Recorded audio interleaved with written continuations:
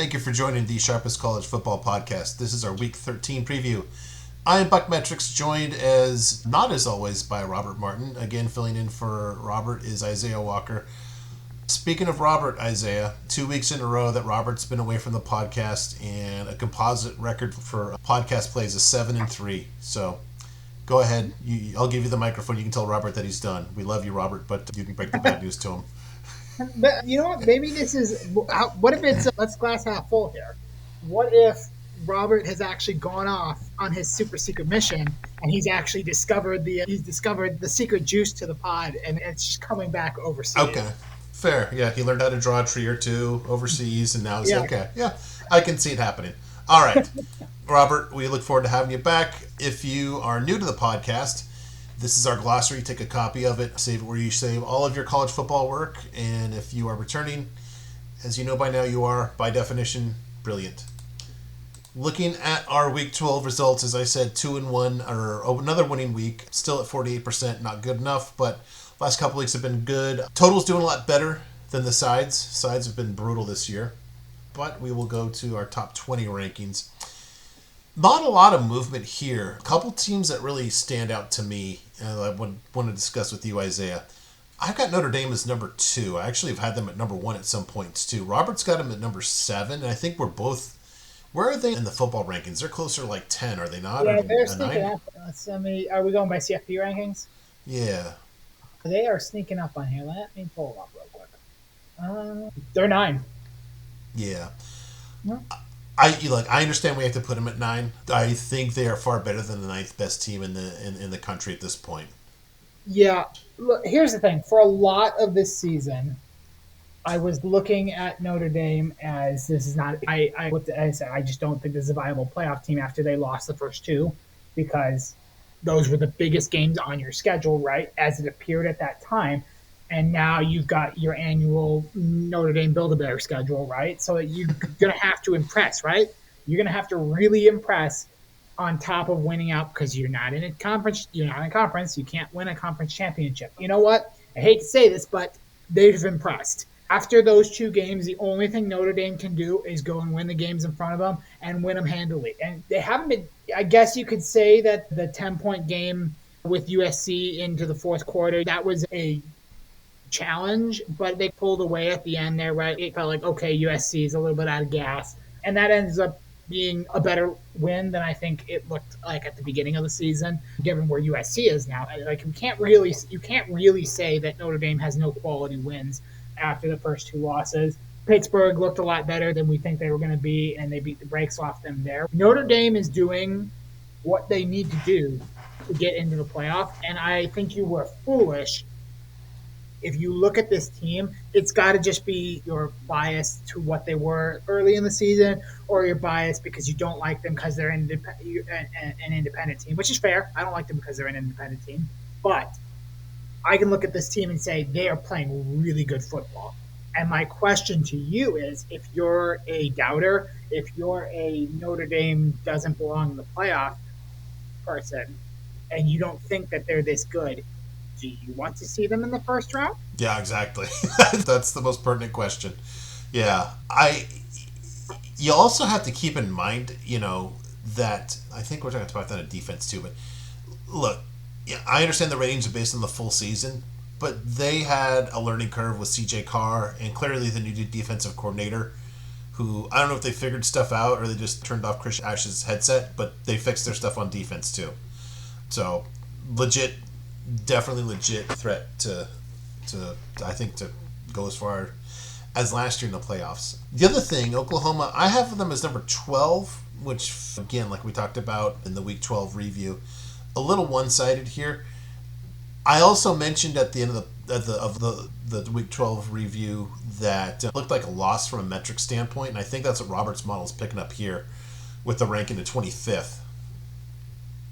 Yeah, the thing is, I think you have to look at games like that in terms of the entire season, right? Like, how many games are we looking at where the predictives say you should have lost that one, you should have lost that one, you should have lost that one? There is a degree of, okay, you might be on an unsustainable run of really good luck. But I don't really see that with this Oklahoma team, right? Because when they've been losing games when they're losing games this year, it's because their offense doesn't show up because their offense is not really that great. But the defense has been consistent all year. This has been a really good defense. It's also been a defense that can take takeaways, right? Yeah, did Bama give the ball away a little bit? Yes, they did. Bama gave Oklahoma plenty of chances in this one to win the game, and they did. But on the other hand, Bama was playing a very good defense. So you got to give them credit for that. I don't think it's fair to necessarily look at a game and we can look at any game and say, you know what, I think you should have lost that game, but you didn't. The game is not played on paper. Yes. Yeah, I agree 1,000%. And again, I'm not going to slam a team for winning, especially on the road at Alabama. My God. How many teams are doing that? Yeah. And yeah, again, that's a variance into finding a way to win. When I think of lucky, again, just to air my grievance, Troy. I can see how Oklahoma could win games because they've got a good as defense as anybody. I don't know how Troy wins games. And they didn't. The luck ran out. But I don't know how they managed that. I don't see anything about that team say, oh, yeah, because they have a... What? I don't know. If you ask me to complete the sentence, I'm taking a 0 on that one for my... And when we look at teams that are at this part, the top 20 in the model, and whether it's your Robert or the Athena model, right? Like, you don't get here by accident. You have to be doing something exceptionally well, right? Like I've talked a little bit about how I'm a little concerned with Michigan right now. Michigan's here at 7. Guess what? The Michigan defense is still really good. So it's the same thing with Oklahoma, right? I have my concerns about your offense. I don't think this is viable over the course of where you would like to get to as a team. Yeah. But you have to give credit because there are very few teams out there like Ohio State and Indiana where they're just elite at everything. Every team has a weakness. And you can't, I don't think you can separate this and say, oh, Oklahoma's only here because of their defense. Okay, but that defense is really good. Yes. Robert chiming in too. He wanted me to pass along this. He points out for Miami, both of our models still have Miami in a playoff spot. The committee does as well, although Robert's just making a proclamation here. It won't matter when Miami loses to Pitt in the final weekend of the regular season. Wow. That's a lot of faith in Narduzzi, is it not? That's a lot of faith in Narduzzi, but to be fair, assuming they would win is a lot of faith in Mario. No, it's kind of like the two superheroes, and you don't know which superpower or negative superpower rules the day there, right?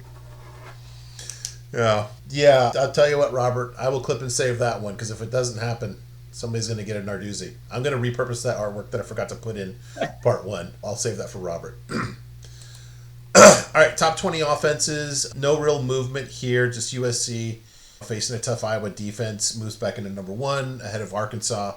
These two have been just clearly the top 2 all year. One thing about the USC offense that I didn't mention is Kirk Ferentz said that Mekhi Lemon's like the best receiver he's seen in 20 years there. I bring that up because Kirk Ferentz in the 2019 Holiday Bowl, he actually faced the same USC team that had Amon-Ra St. Brown and Drake London. And I'm not an NFL guy. I think those guys are doing pretty well in the NFL.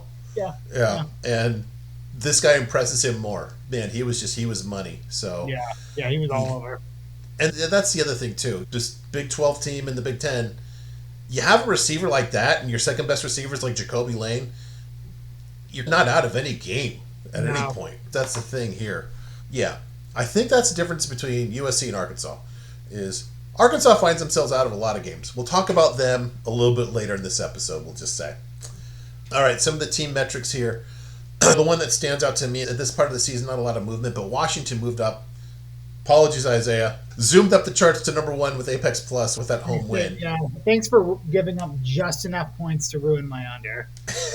Yes. I think we need to talk about home road Washington like September, October, Maryland. Yeah, because and I think if I remember correctly, we will be talking about that in a bit. But I can't explain it. It's not even close. It's like, I look at some of these stats that they're putting up in some of these games at home, especially like what they did like Illinois, and I'm like, man, that Ohio State game at home is really disappointing. Not because you lost. Like, Ohio State's obviously a really good team, but like, with the way your home road splits are, don't understand how you weren't closer in that game. But everything else, it has been as simple as if we are at home, we're winning and covering. If we're on the road, we're just losing outright.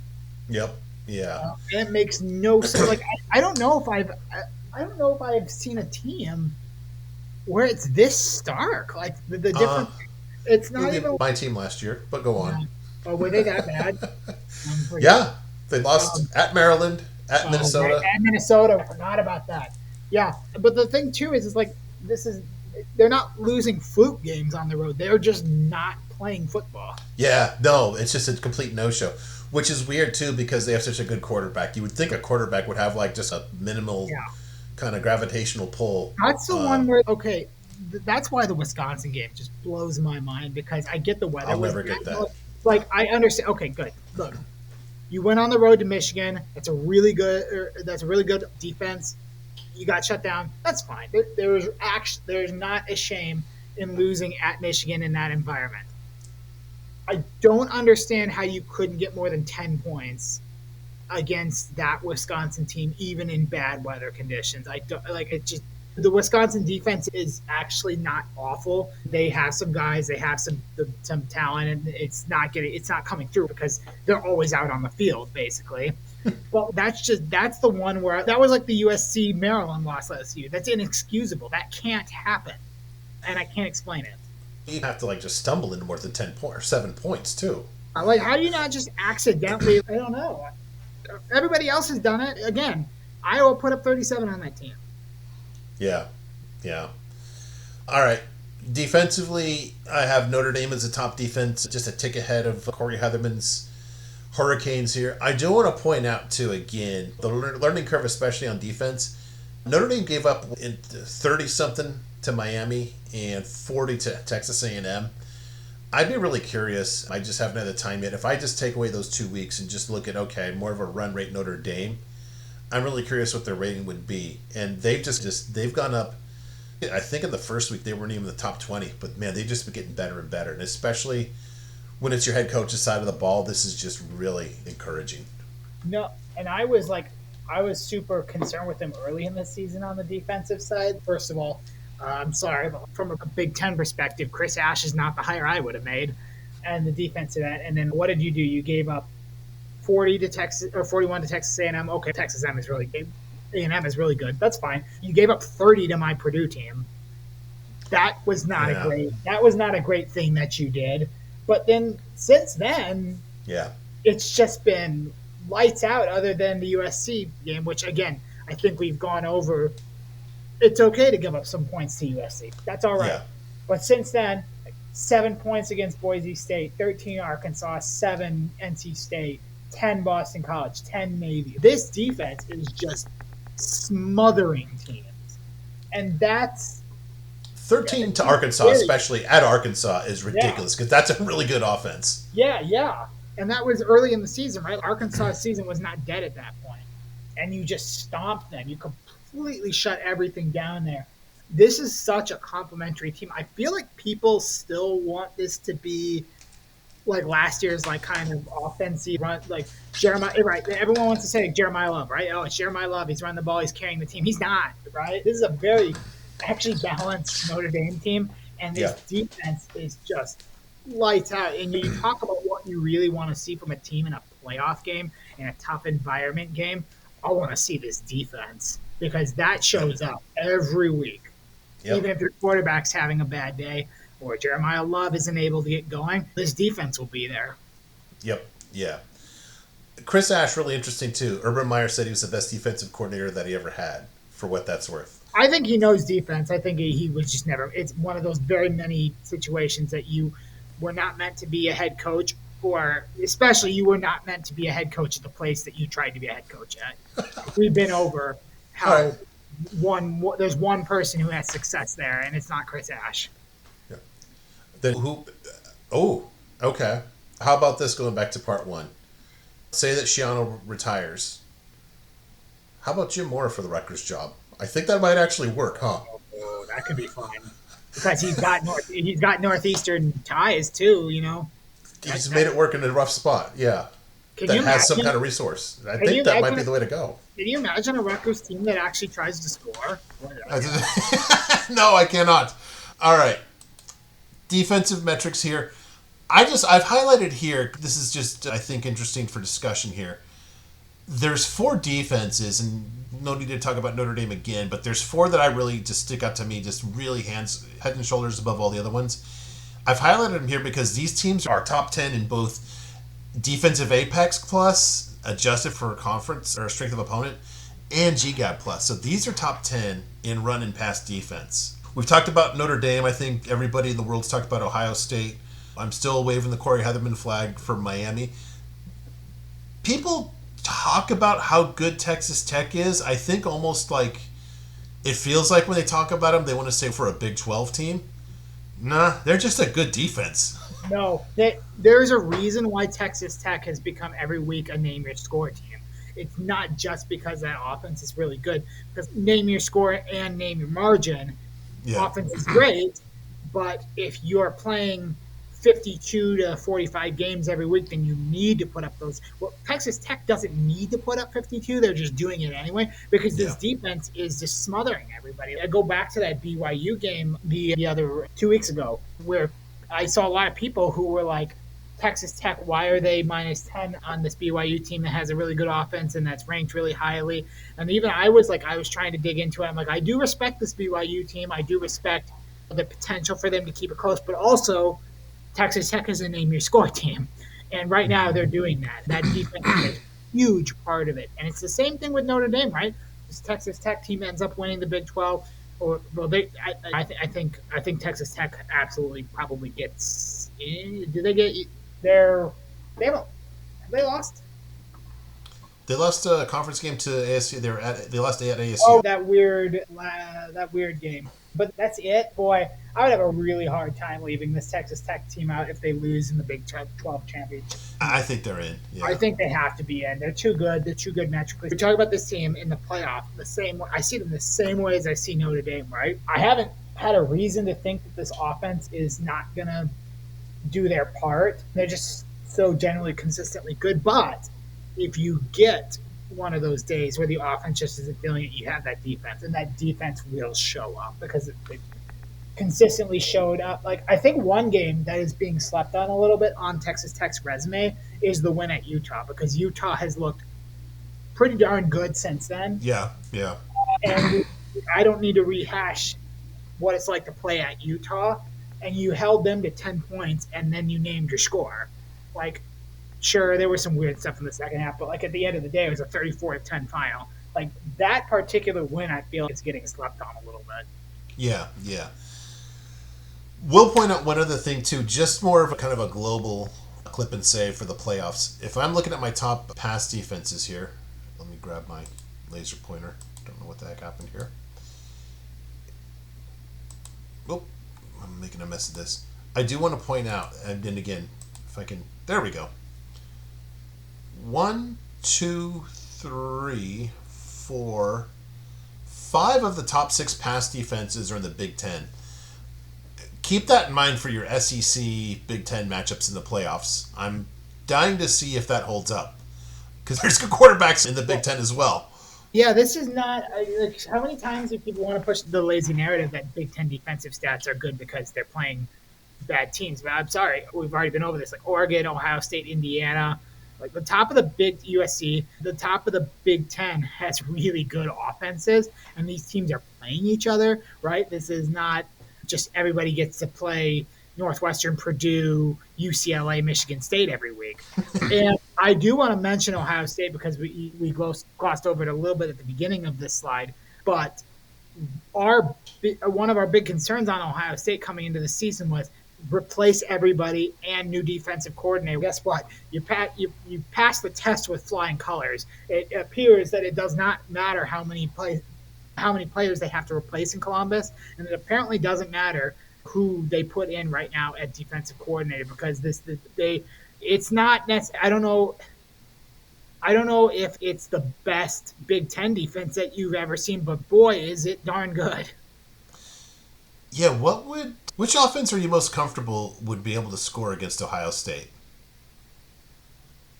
in the playoffs? Are we talking anybody or like an SEC team? In the playoffs. In the playoffs. At Playoffs, this, so you can't choose Florida. Okay. yeah, like at this point, based on all the teams that I have watched, I kind of want to say, and we're going to get this. I want to say Indiana. Yeah, it's Now, them or Oregon. yeah, now I'm not sold on Oregon as much. I would easily take Indiana. I think if you made me choose somebody outside of the Big Ten, that task gets exceptionally harder. Maybe Notre Dame could frustrate them, just the style they play. Texas Tech would be an interesting matchup with them because of the two defenses can really go at each other. So now you're really reliant on what your offenses are doing. Oh, hello. Yep, here we go. We got a visitor. Boy, but yeah, it's like outside of that's why I'm so fascinated for this Big Ten championship game because I think to see that those two teams who have been at the top of football for basically the entire season and to get them going to see like what can Mendoza do against this defense, what can Sayan do against that defense. I think you're going to learn a lot about those teams and genuinely do not care who wins or loses that game unless it's like somehow some 20-point blowout or something. But you take a lot of notes from that game for whatever matchups they get in the playoff. Yeah, yeah. All right, new. I've been griping about the committee doesn't do this, so I decided just to do a composite of our own G5 top tens. So I've got three tables here. The first is the strength of record from the BuckMetrics model. That's basically saying how many FBS wins do you have? How many wins would an average FBS team have against your schedule? And what's your wins above that average FBS team?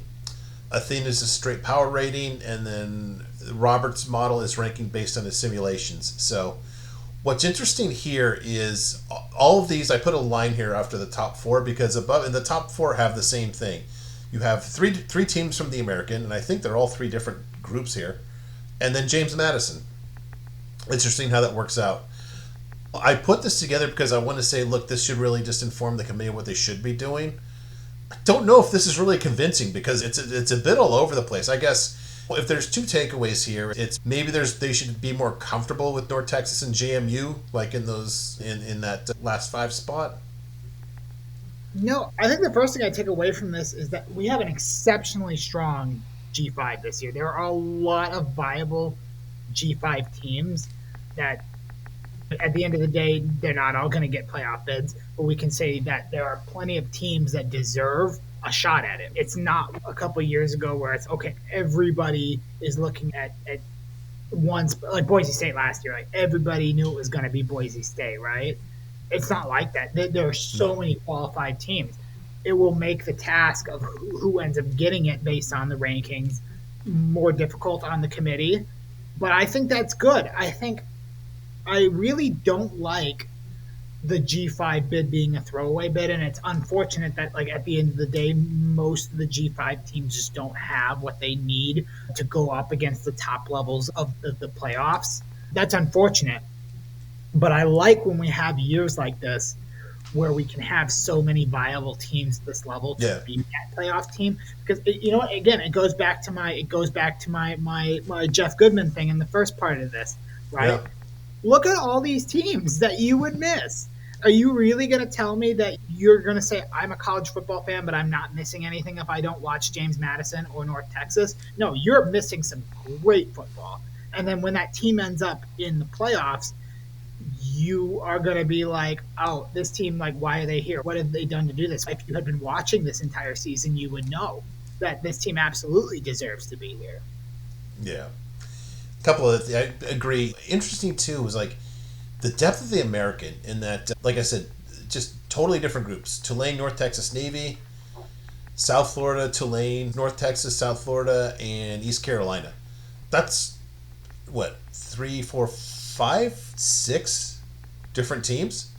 That's a lot of the conference. Yeah, and I have just the top four here. Yeah, and we have arguments for all of them, right? It's not like we look at any of these teams and say, oh, the model might just be a little bit fluky there, right? There are legitimate arguments for all of these teams to be that team for the G5. Like, it's just a really fun, and like even below the cut line, Old Dominion.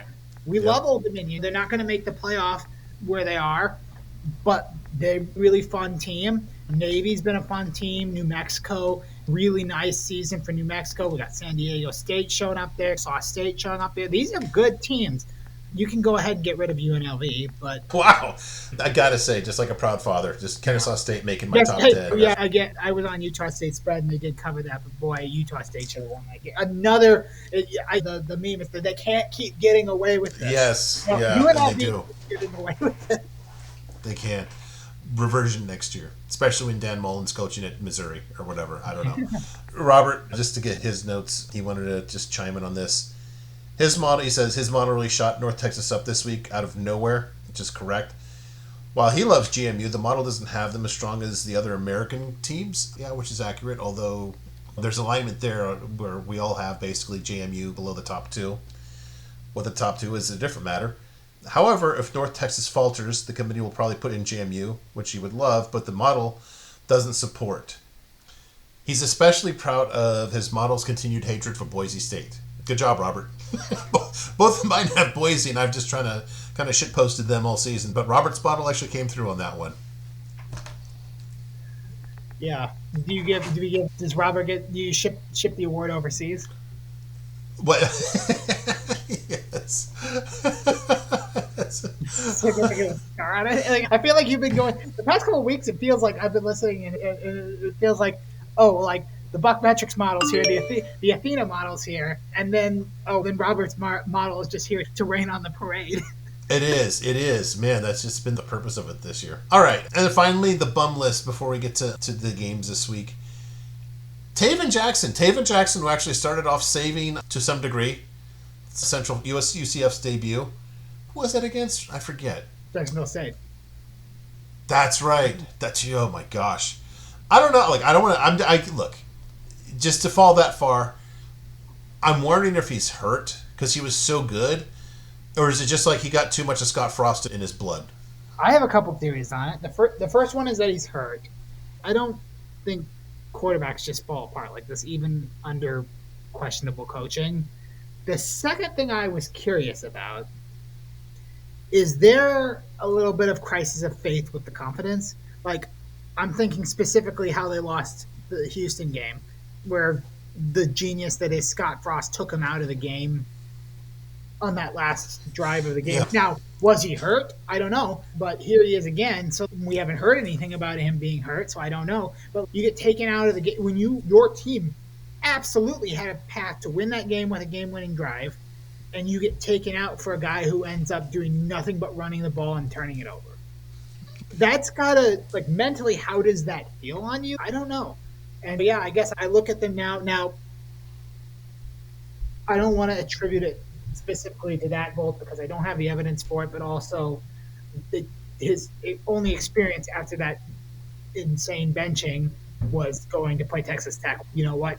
I think most quarterbacks would not have a lot of fun playing Texas Tech after that. So I don't want to be too hard, but yeah, this doesn't bode well for Scott Frost 2.0. This does not feel like the same thing. This feels like Central Florida had no idea who to hire, and somebody said, "Hey, who's available?" It's available, exactly. What's weirder, that somebody said at Central Florida said, "Hey, who's available?" or that Scott Frost said, "Yeah, sure, I'll come back." Because you know what? It just takes the right job, as you said. It only takes the right job. It takes the right job. Does that mean? But was it really the right job, or did you just not have any other offers? I think there's a lot of both. Yeah, and you know what? Yeah, it doesn't feel the same. And boy, it's sad because we all had such high hopes for Central Florida. Scott Frost Part 2. Yeah, he said sarcastically. Me with the under 5.5 wins. Yes. There are some interesting names, I think, that are popping up on the bum list here because it's quarterbacks that either came into the season with potential or showed some early season potential and just have not. Like, the one that's standing out to me here is Malik Washington. Exactly. Because, yeah. Again, we talked about September Maryland. We know how September Maryland works, but my goodness, he looked really good in the non-conference. He looked really good against Wisconsin. I get they don't play anybody in the non-conference, so it is grain of salt, but he has just struggled badly. And I think it's not all on him. Young guy, program that is not set up for him, coach that is very thankful that so many other coaches have gotten fired. Yes. Keeping him is insane. Keeping Loxley is insane, and I know some Maryland people who are just they're like, I'm just not going to pay attention next year. There's no point. Because the thing is, it screams they know he's not going to do anything next year, but we can't fire you this year. There's nobody Yeah. available. So he's basically already a lame duck, right? So I feel bad. Does Malik Washington stay? I don't know. I heard some people say if you fire Loxley, then he definitely leaves. Okay, but he might leave anyway. I don't know.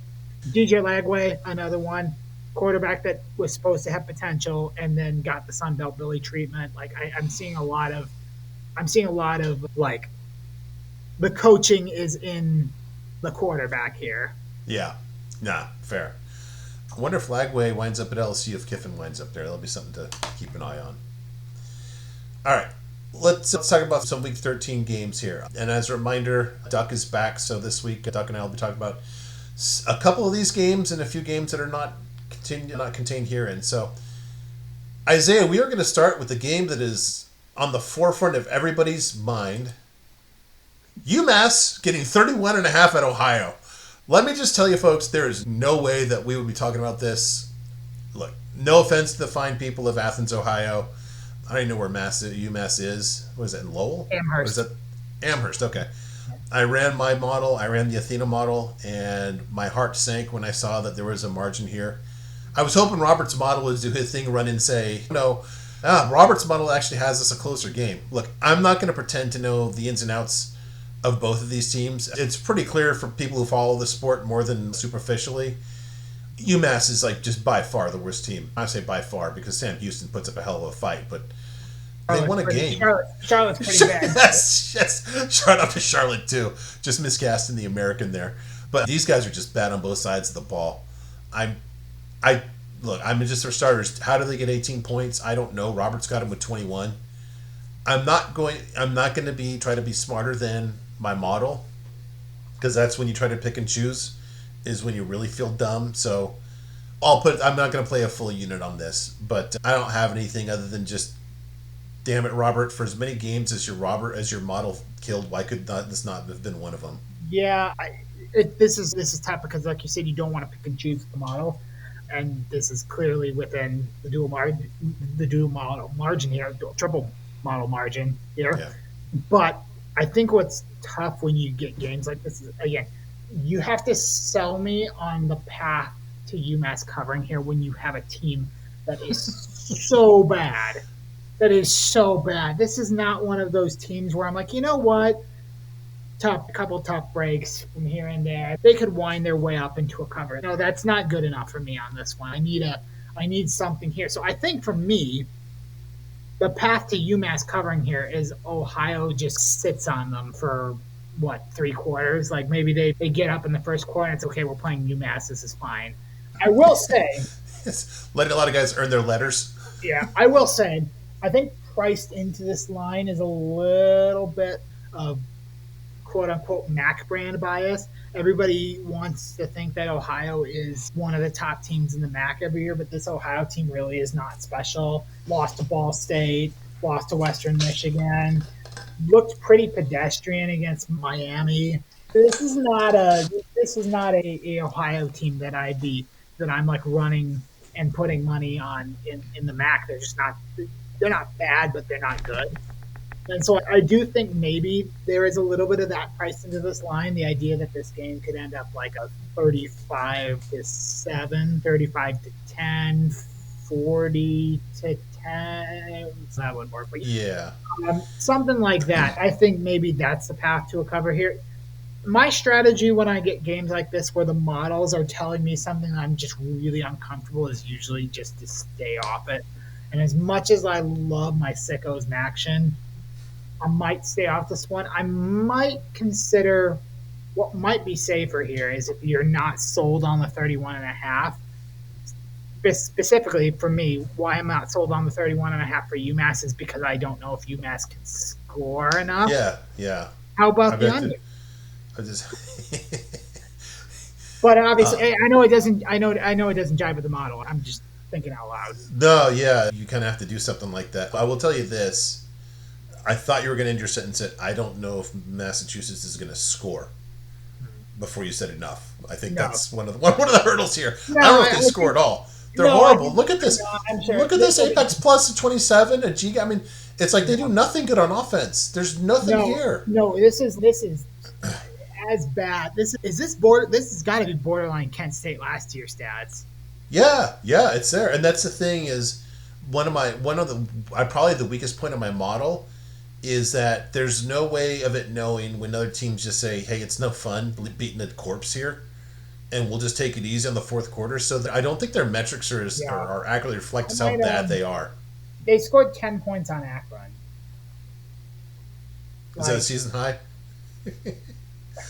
no, they scored 13 on Central. Actually, Oh, if we continue to talk about disappointing teams, they scored 21 on Buffalo. oh But man. yeah, again, but I'm looking at like these scores, right? Like, obviously, you can't translate a total, right? But if we have 51 and a half here, how much? Okay, 45-3 against Northern Illinois, so that went under that 50 number. 44-10, that would have gone over. 38-13, that's right at the line. 28-21, right at the line. 46, 42-6. One of the common denominators on this Massachusetts team is that when they give up a ton of points, they are also just not scoring. I actually I might take a stab on this under. It won't be a full unit for me either, but I might take a stab on this under. I think that'll give you more excitement through the whole 60 minutes that I'm going to Yeah, be yeah, because looking at. I'm gonna be sitting there screaming at the TV, "Don't score! Where's Yes. your sportsmanship?"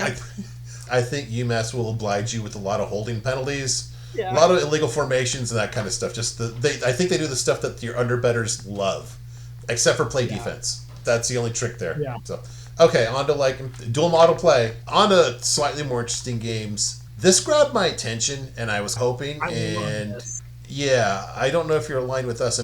Both my models have Penn State by what? By 2 and 3. Robert's model actually has Nebraska straight up 2. It's interesting. I saw this number and it just struck me as way too high. Now, Nebraska does have the freshman quarterback who's going to be in a tough spot here. Although I will point out he did play a road game at UCLA, which is many have compared to State College in terms of a tough road environment in the Big Ten. Or am I misinterpreting that? Yeah. This is a night. This is a night game. So Oh, nice. you do have that. You have Penn State coming off a win, so this is not going to be the Oregon crowd, but it is a night game. It is a team. I will say, it was cool. The post game moment for the Penn State interim coach. He's been around that program for quite some time, from what I understand, and he had an emotional moment getting a win like that. That's cool for him. I like to see that. So I think there's some stuff for the fans to rally around and be like, hey, look, we know what this team is. We know that this team is not what we wanted it to be, but there's not necessarily a reason to totally give up on them. But I will say, I grabbed Nebraska the second this line came out because I think, I'm sorry, it's one thing to beat up on Michigan State when you were a 7 point favorite. That line didn't really, like, that line was a little weird. I guess it was a road game that they were only a 7 point favorite. Maybe the books hadn't priced in quite as much just how much Michigan State has quit. I don't know. Great win on the road. I just think this Nebraska team is defined by more than Dylan Raiola. And I feel like not everybody has caught up on that. And obviously, UCLA is not Penn State. But I actually thought, especially given what Nebraska fans had told me about who was coming in, they didn't sound super high on TJ Latif. Like, they were like, oh, yeah, maybe don't throw the ball very much. But he actually looked pretty good. He looked pretty serviceable. Again, this will be a much tougher defense and a much tougher environment, but you're coming in, like, to come into your first full start and to throw the ball pretty darn. They didn't need to. They could have just ran the ball against UCLA's run defense and won that game, but they didn't.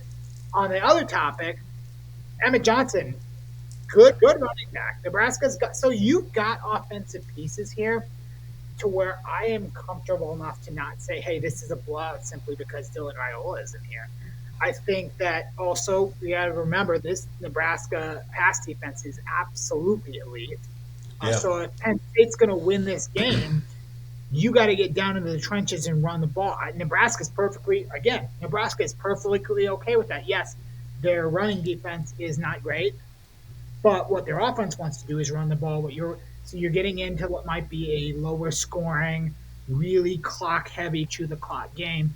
And in games like that, like there's two games where I love big lines. It's chew clock games Yeah. where one team just doesn't have the opportunity to jump back to the lead, and it's shootouts where they just keep going back and forth, so you never really ever get a chance to cover this 10. So I like Nebraska here. I think that 10 points is just a little bit too much when I think that Nebraska, between their pass defense and between what they have at the running back and maybe a little bit underrated at the quarterback position here, I just think that 10 is too much. Yeah, you make a good point. Excuse me. It's not 10 points in an Air Force game where, there's going to be, the total's going to be in the 70s. Very different. We agree on that. Boy, and here is just, okay, this is a total play. Okay. So all three models have this going over. Yeah. Ohio State's giving 33.5, hosting Rutgers. Total is 56.5. Athena model has this total at 68. Robert has it at 64. BuckMetrics at 69. Getting there in different ways between Robert's model and my models. He's got Rutgers basically scoring 3 touchdowns. Both my models have it with 2. Rutgers' passing game is actually pretty good. They have 2 good receivers. Now, I don't know. Look, they're not going to stay close in this game through that, but I can actually really see a path where they do their part to get the over 56.5. Also, again, as we talk about a recurring theme on this podcast, Rob Smith really doing his part to make this an over squad as well. Every bit as bad as we talked about and anticipated in the preseason pod about Rutgers. And our guy came through. This is not by far, take no offense, your Boilermakers are up there too, but the worst defense in the Big Ten, Rutgers. So a lot of things lining up here. I'm comfortable with this over. Yeah, I can see an overplay here. I think my concern on this is Ohio State, for as good as they are, they typically don't run the score up. I was on them to cover against UCLA, and they did not have to score at the end, from what I remember, but they ended up doing it anyway for the cover, and that was a little bit unusual. But I think what I'm concerned about, this Rutgers team has shown us that they can score, but have they shown us that they can score against good? Because I look at their schedule here and I look at their best offensive showing. Okay, when they played Oregon at home, they scored 10 points. They did put up 28 at home against Iowa. That was like a really weird game because they jumped out of the gate. Like that game in the first quarter was back and forth, which nobody expected. And then Iowa just sat on them in the second half. So maybe Iowa figured it out there. I don't know. But then now I'm looking at these other games, right? And it was putting up 27 at Purdue. Is that good? They won that game because our quarterback fumbled in a tie game. Is 27 good? Is putting up 13 on Illinois' defense good? That doesn't like. And then they put up like last week they looked pretty good offensively, but they were playing what seems to be a dead Maryland team. So I'm a little bit torn out because boy, Ohio State's defense is better than Oregon's defense, and this is at Ohio State. I'm a little concerned about how much they're going to get here, and then does Ohio State really need to run the score up? Like Ohio State, for all intents and purposes, they're in the Big Ten championship game, even if they screw up against Michigan, which I think this is the year where I finally feel confident that Ryan Day will not find a way to do that, but I'm not going to say it. Too many friends in Columbus who are going to come after me if I put that on. So I'm not going to say it. I actually put a little bit on Ohio State to cover this line because it's the opposite of my thinking in the UMass game where I'm like, I want to go under here because I'm not sure that UMass is going to put enough points for the cover. I'm on the opposite right now here. I don't necessarily know that Ohio State is going to go out here and score 45, 50 points. I don't know they need to. I don't know if I trust this Rutgers offense. against how good this Ohio State defense has been, unless Ohio State just wants to call the dogs off on defense. We'll see on that. But I think that's my play here. Is I feel a little bit more comfortable with Ohio State just putting the clamps on them, and then if it's 42-7 or whatever at the end, 42-10, that wouldn't be a cover, but like you can see where I'm thinking. Yeah. My only pushback would be I don't know if Ohio State can call off the dogs offensively. Because this Rutgers defense they don't tackle anybody. Yeah, it would be because I think that also people do forget that you put in the second stringers for Ohio State, they're still good. Not to overthink it too, but maybe this is where Ohio State tries to fix their running game. Yeah, and you are concerned about injuries at this point for Ohio State, right? You don't want Julian staying in the fourth quarter in a blowout, right? Yeah. And like the whole reason, like how did Purdue cover against Ohio State? Because all the third stringers were in for the last 5 games. That's how. But that is worth noting, though. Only one team has covered the spread on Ohio State this year. So is Rutgers going to do it? They're not the team I'm betting on. Yeah, fair. All right, so that's it for the dual model plays. There's a few, I think 2 or 3 totals here that both my models have. First is Baylor, Arizona. I get the total being 62.5. You look at Baylor, and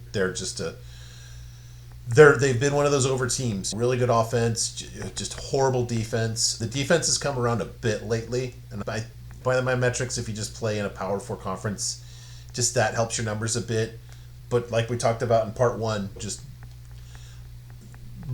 grab the laser pointer here. If I look at basically the matchup of Baylor's offense and Arizona's defense, kind of rules the day there. They're better, and it's been legitimate too. My model has 52. 55, Athena 52, and Robert's on the other side. Robert's at 65, so Robert's model likes the market better than mine, but I'm comfortable with this. I think that this is like a classic Big 12 total, but we've been over this already this week. This Arizona State, or not Arizona State, this Arizona team is not a classic Big 12 team. There's so many teams in the Big 12 this year that are not classic Big 12 teams. This Arizona team is built on this defense. And this defense is darn good. And I'm sorry, but I just haven't seen it from Baylor this year to be impressed with what they're doing. I'm shocked that Dave Aranda is still around because this feels like another really underperforming Baylor team. Where are they at? They're at, I'm just trying to pull up their record. They are, I'm guessing like 4-3 or they're 5-5. Coming off an absolute spanking by Utah at home, 55-28. Like I don't know. That's just. Are we concerned that Arizona could bust out the offense here and ruin the under? I think that's possible. But I do really trust this Arizona defense. Yeah. I think you also look at Baylor too, where it's okay. We're 5-5. The best we're getting is the Las Vegas Bowl or something. So, do they have a ton to play for here on the road? I don't know. I think the under is the play here if you're on this one because, like I said, I think I respect this Arizona defense and I just don't fear this Baylor team. Yeah, Arizona defense led by future Florida defensive coordinator Danny Gonzalez, as we were talking about in part 1. All right, next one is an overplay here. Vanderbilt giving 9, hosting Kentucky. Total is 53.5. Vandy again. Just another team that's just been secretly an over team. They've been a play throughout the season, not every week, but more often than not. And here's another instance. So Athena model has a total at 63, my model at 62, and Robert's at 59. So just missing the margin a little bit, enough to make it a dual model play. Vandy's they've had the third best offense by Athena metrics for quite a while here, and they can do it both on the ground and in the air. Defense is like good but not great by SEC standards. 53 is like right on the FBS total as well. I'm comfortable with it. Vandy scores a lot, and I think the market still doesn't get exactly what this Vandy team is and is not. 2 sides on this, and I am with you. I like the over here. The markets have not priced in Vanderbilt properly. Whether that is because they're Vanderbilt, I don't know. That's a shame because it's a good Vanderbilt team. Diego Pavia, it's really weird. This is not the profile of a team the markets would be missing. He's not exactly Mr. Humble. And the other side of this coin is this Kentucky team has actually shown signs of life in the past couple weeks. It's felt for the first month and a half or so of the season like a dead team walking, like the worst, by far the worst team in the SEC, it seemed. They've actually been completely serviceable. They went ahead and got a coach fired. It's good for you. That's always fun. I look at this game and I think obviously we trust Vanderbilt to put up points here. Even if Kentucky's playing better, they're still pretty bottom of the SEC, right? I don't think they're going to offer a ton of resistance in this one. But I do trust this Kentucky team to get some points on the board here. And I like the overplay here. I think I will go ahead and trust the model on this one. Yeah, and kind of like in line we were talking about some of these earlier games too. I think if you don't like the over, you have to like Vandy then. Yes. Just because it's... Because your argument to not like the over is Kentucky didn't score enough points. Exactly. Yeah. Yep.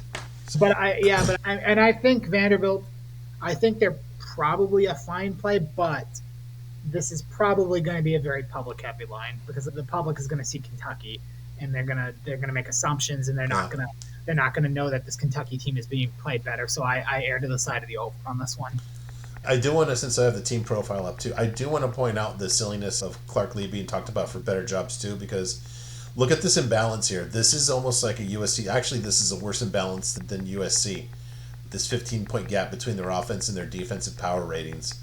And hey, if that's Lincoln Riley, fine, because he's an offensive guy. Clark Lee is the former defensive coordinator. You can't be this upside down. Everything that I shred Texas about, you can basically say to the third degree, or the power of three, about Vanderbilt here. Which probably explains why Texas won that game, right? Yeah. All right, another total here, ULM. Boy, Texas State just found it last week. They scored a ton of points. ULM struggling, unfortunately. My Warhawks not going to come through. Texas State's problems have been on defense, too, as you can see by the ratings here. So what we've got is, this is the Athena rating, but the BuckMetrics power ratings, this offense for Texas State is good enough to warrant examining for an over total. And then we've got two very compliant defenses here. So love this kind of play. Texas State is one of those teams, too, that they don't... Texas State is not in the Ohio State part of the season where they're saying, let's save it for Michigan or something. Yeah. They don't have anything to save it for, and they don't know how to. Usually the problem is they just kind of stop at halftime or something. Wasn't a problem last week, and I think this Warhawk offense or defense will be obliging here. Athena has it with 66 total. BuckMetrics is 67. Roberts got it at 58. Directionally right, but not enough margin for a dual model. So I'm comfortable playing this one over. Yeah, I lean to the over on this one as well. I guess you could have some concern that UL Monroe has just been that bad offensively against some of these teams. 14 against South Alabama, that's not super impressive. 14 against Troy, but my goodness, this defense is terrible. Yeah. Going up against a Texas State team that has looked pretty darn good offensively, even though the record hasn't shown it, especially the past 2 weeks, right? 39 in a loss to Louisiana, 41 against Southern Miss. You put up 20 on James Madison. That's not bad given what you are. Yeah. 37 against Marshall, 41 against Troy. This team is scoring plenty of points. The problem is they just can't stop a nosebleed. Which is perfect for an over. Exactly. That's exactly the formula for an over here, right? Like, I actually err on the side of Texas State could probably score more than the models say here, especially on Roberts. Like, I feel like 31, boy, that is generous to the ULM defense to hold them to 31 and keep this within a 4-point game. I look at the spread here too. That would be a sizable upset just looking at the spread. And I feel like this is not to say there's any angle for me on the side here. I don't have one. But if Robert's model here is the most conservative against the over, and that's still, it's still over. And that's assuming that UL Monroe can keep it within not only covering the spread, but keep it within 14 and a half more points of the spread. What if this, like, all this takes now is for this to be a 10-point game, and now you've comfortably hit the over. So I think the over is definitely the way to go here. Yeah, we agree on that for sure. For some reason, I just didn't put the power ratings here on this one. I apologize for that. BYU at Cincinnati giving 2.5. Totals at 53.5. I've got, and again, this is a carbon copy of the last one, although a little different in how we get there, but my models have it at 63 and 68, so you're talking 10-point margins there. Robert's directionally saying it's correct at 58. We've got two good passing offenses here. two good running defense or running offenses here. BYU's pass defense is very good. I do that this is on the road. Cincinnati's defense is not good. Definitely not the strong point of the team. I'm not usually wild at betting a BYU game going over, but I like this and that basically when they're on the road and Cincinnati's, you're probably going to get the better version of Cincinnati here as well. So 53 literally that's on the FBS average. So Fighting State's going to be an above average game, and all three models say yes. Why not? Yeah, I don't have a play on either the side or the total here. The line just screams stink. Obviously, with Cincinnati being favored here, I get there's home. It is at Cincinnati, but is that the most intimidating place to play in the Big 12? I'm not sold on that. But usually when I see a line like this, I'm just like, you know what? This is probably one to stay away from on the side. I think I look at the totals, I look at the model predictions, and it just doesn't jump out to me enough. Like I see the formula for this going over. I can see it here, but like you mentioned, that BYU pass defense is really good, and now are we making Cincinnati one-dimensional? Are we a little bit concerned from Cincinnati after what we just saw them? They did drop the game to Arizona. That was at Cincinnati, wasn't it? I believe yes, that was yep, it? Nope, it was at Cincinnati. So there you go. So okay, Arizona came in here and won. So it feels like BYU should come here and win. Now, the other reason I'm staying away from the side here on this one is I want to see. I'm scared of BYU in November because they did this last year. They looked unbeatable until November, and then you started having some cracks starting to show. Yeah, I just don't have a play either way on either the side or the total here. I just don't feel strongly enough on it. Fair. I guess the one thing I would say about the BYU defense as well is, look, clearly Texas Tech is way better than Cincinnati, but BYU's defense did not travel to Lubbock. Even though that was a 20-point game, that really could have been about a 40-point game. But at the same time, obviously Texas Tech's defense, like we talked about earlier here, is in a different world than Cincinnati's. Yeah, I'll play the over here, although there are stronger ones. We're at that point in the season where there's not a bunch of plays. Speaking of which, these are not plays, just games to talk about that are of interest. Or not, they were not podcast plays. This one, again, here, boy, this is just the theme of the year here. No, I'll tell you, okay.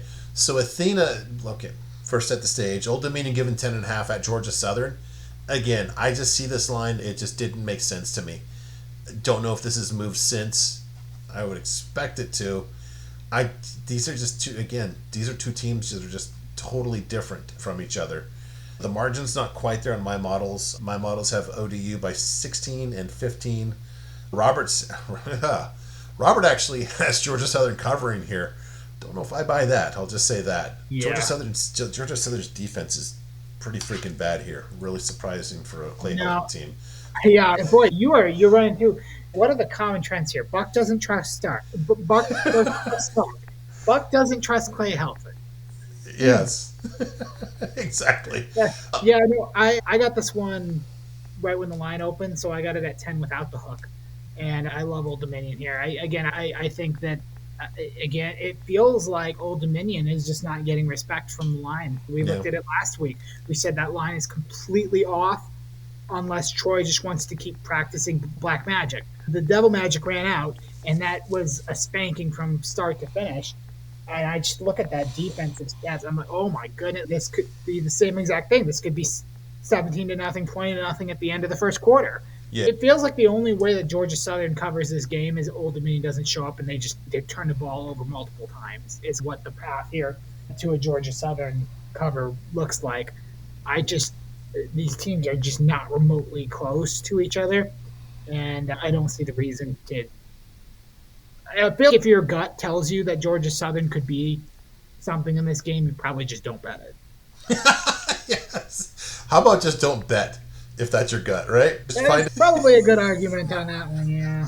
Yes. This game makes me think. Either program, just going back to part one here, either program, would they be a step up that might entice Jim Mora? Not that either of these guys are in trouble. Maybe Old Dominion. I don't think he would go to Georgia Southern. Okay, fair. Statesboro's in the middle of nowhere, isn't it? Yes, Okay. absolutely. As an amateur local pollster, is that not the Statesboro not one of the cities that you look at for early returns just to see how things are going to go nationwide? Okay. Hitting me with it. Yeah, you're hitting me on the recent topics here. Yes. All right. Shout out to the fine people of Statesboro and Southern Georgia Southern in general, Southern Georgia in general. We'll say. All right. The big one, the game day game. This has been a bit. I've seen different numbers to the lines here.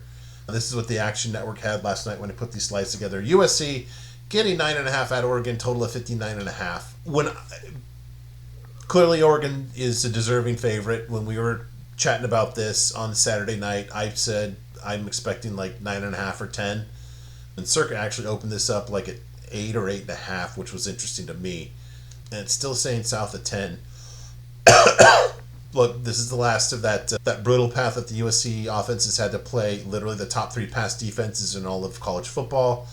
This one is the best in all of college football.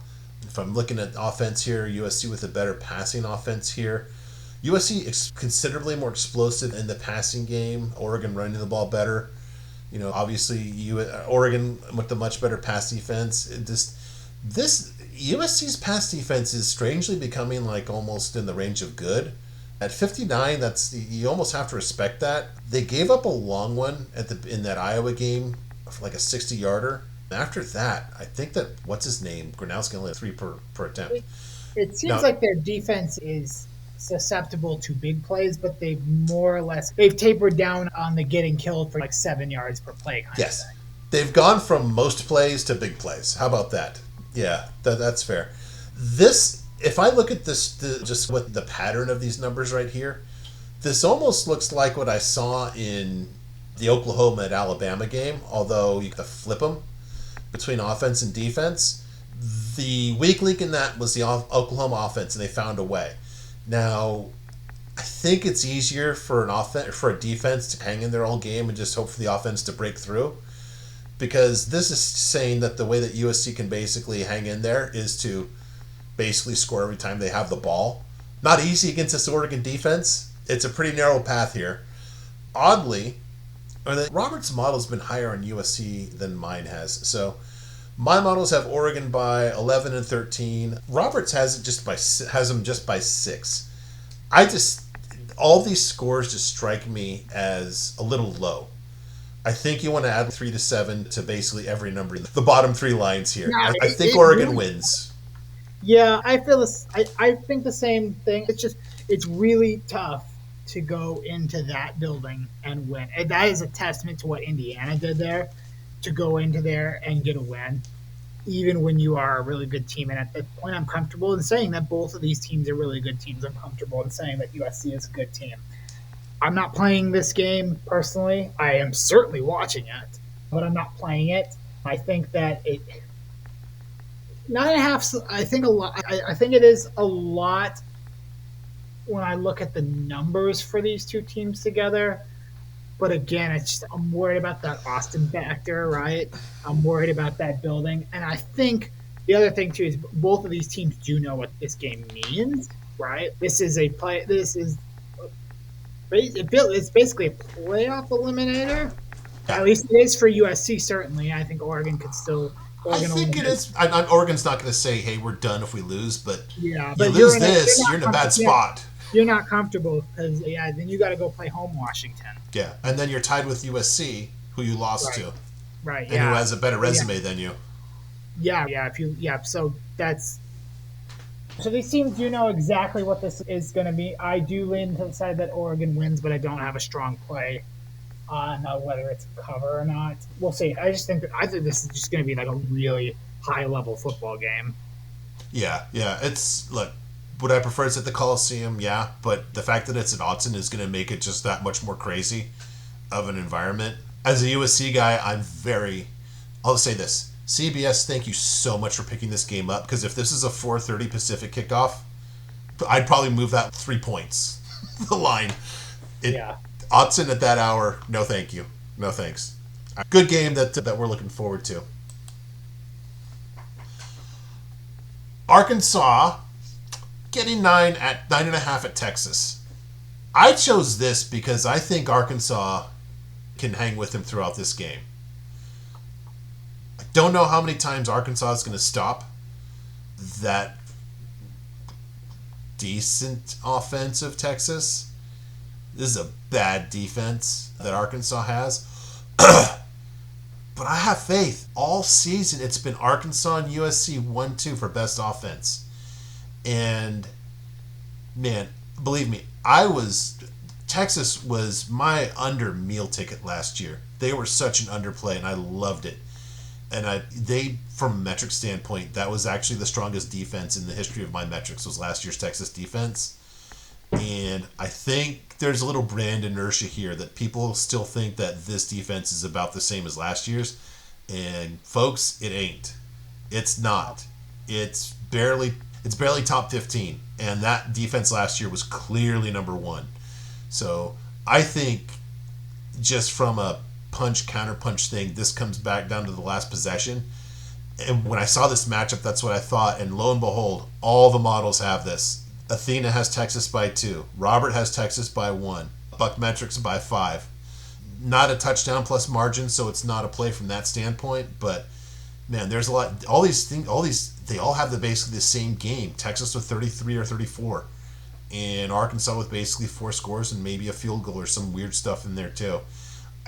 I feel really confident in this one. I'm definitely playing the Hogs here. Yeah. Yeah, I think this is a great play here. I think there's two things here, right? Obviously, you do look at Texas and you ask, okay, they're going to go up against a bad defense right now. Does that mean Arch Manning can be comfortable and he can sit back and actually score? They haven't exactly blown the doors off of bad defenses, right? Like, can I just interject here? Yes. Just sorry to step on your point, but you mean like he did against UTEP? Right, yeah. That's yeah. 27 against UTEP. 27 against UTEP. 21 in the loss to Florida. 16 in an overtime win against Kentucky. Yes. With more than 60 minutes for that 16. Yes. Now, granted, they have looked better in the past. They looked good against Mississippi State. Bad defense for the most part. Not a dead Mississippi State team like last year, but like 45 points. Okay, in overtime. They got enough to get out of that Vanderbilt game, but we saw what Vanderbilt did in the second half. And you know what Yes. I'm concerned about? This is 2 games in a row now where that defense has fallen apart in the second half. Now, the Georgia game probably had something to do with the fact that Arch Manning fell apart, and now your defense is out there the entire game against a Kirby Smart team in Athens. Yep. And blood in the water, right? But the record hides what this Arkansas team can do on offense, and they've been doing it basically all season, except against Notre Dame, who we've discussed is as good of a defense as you're going to. 42 points in the near upset but loss to Texas A&M. 35 against Mississippi State. So there you go. Texas and Arkansas basically did more or less did the same thing against Mississippi State because this one didn't go OT. 31 at Tennessee. 31 at Tennessee is pretty darn good, even if Tennessee's not elite. Like, that's a tough place to play. 35 at Ole Miss. That's the other thing, too. They're putting up these large numbers on the road. So if you're like, oh, they're going into Texas, they're going into Austin, they did it at Ole Miss, and they did it at Tennessee. And I think that this team, because of the record and because of the coach being fired, people just want to say, oh, it's Arkansas, who cares? But they can put points up. Now, does Texas win this game? I think Texas wins this game because it's at home. I would be fascinated to see what would happen if this was at Arkansas. But I'm with you on this one. I think this Arkansas team can go punch for punch with this Texas team scoring-wise. I think you can even look at this game and say, Arch Manning, is he going to do enough? Yeah, to get to that 10-point line, says you've got 2 things going here. I don't trust the Texas offense enough, even against a bad defense, to just run away with this one. And I think the Arkansas team can come here and put up what the model says. If this was a 30-37 game, would you be surprised? No, I think it's closer than that. It could be. It very well could be. And this preview or this profile right here of offense defense, this is almost a mirror image of Arkansas, and people don't think so. And this just there's probably some execution in terms of Pavia versus the mess that is Arkansas's just season. But this is literally identical to Vandy in terms of a profile, in terms of how, not just their strength, but how good they are on offense, and how this is like the same defensive rating as Vandy right here. And that was a one score game at the end. And I don't know if they were going to make that line in that game was Texas minus 3.5 over Vandy. That's what that line was. Yeah, it was. And it just smashed right through the back door.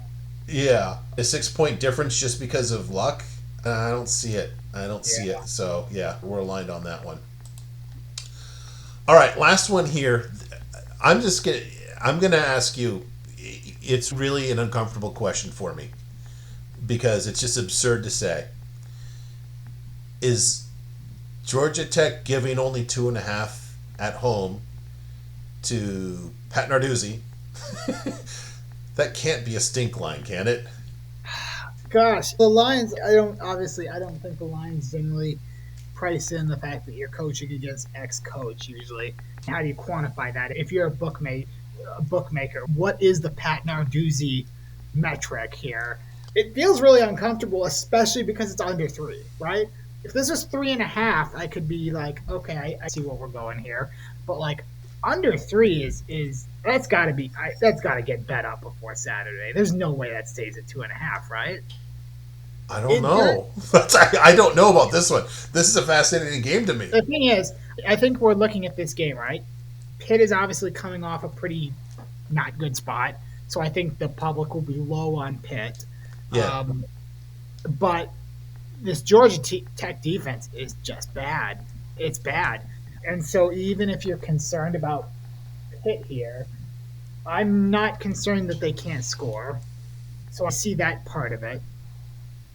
I still worry that Georgia Tech is too reliant on Haynes King. It feels like his life insurance has to be like through the roof. And they can pay daily, right? Yeah.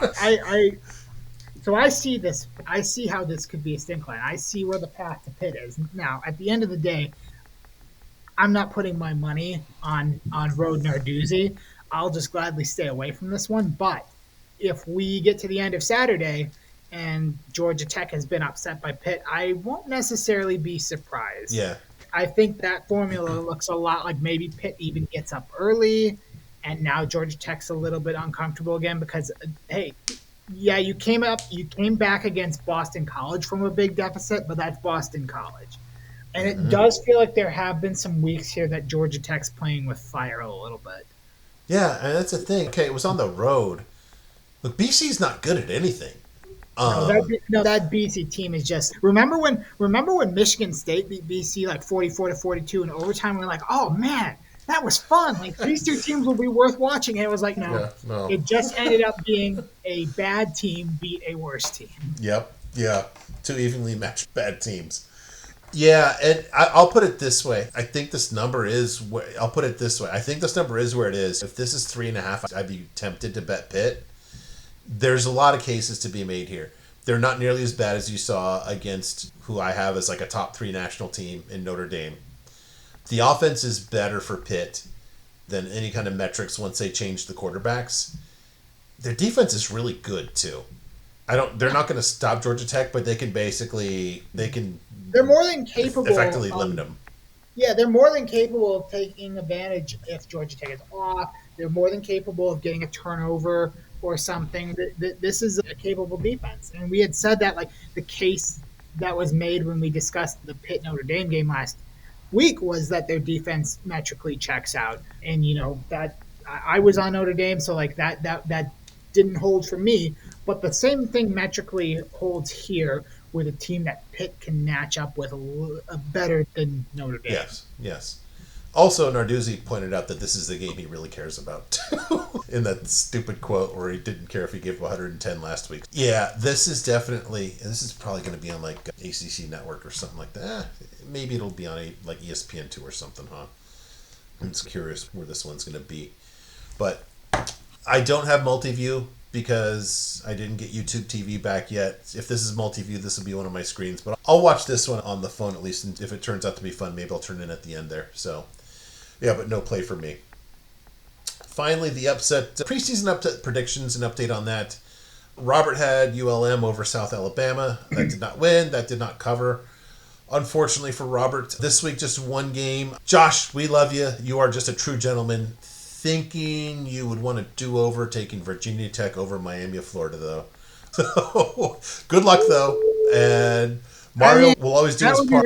That would be really funny. That would be That would. really. Yes. So we'll keep an eye on that this week with the ones that's at stake this week. So Isaiah, thank you very much for being a part of this, sitting in for Robert for 2 weeks. I enjoyed it. You bring the Big Ten heat and the Big Ten perspective. I love it. Thank you so much. We will definitely be bringing you back when we do our haven't mentioned this, but hey, breaking news. When we do our playoff preview, we're going to bring back the guests for all the conferences. So we will discuss the 3, 4, or 5 playoff teams from the Big Ten once we get the brackets out. So Yeah, I'll talk to you before this has been a lot of fun, Buck. It's been a blast the last couple of weeks, and really glad to get to do this with you guys. Yes, likewise. So thank you again, and everybody. We will see you on Island Time in a couple of days. Until then, bye-bye.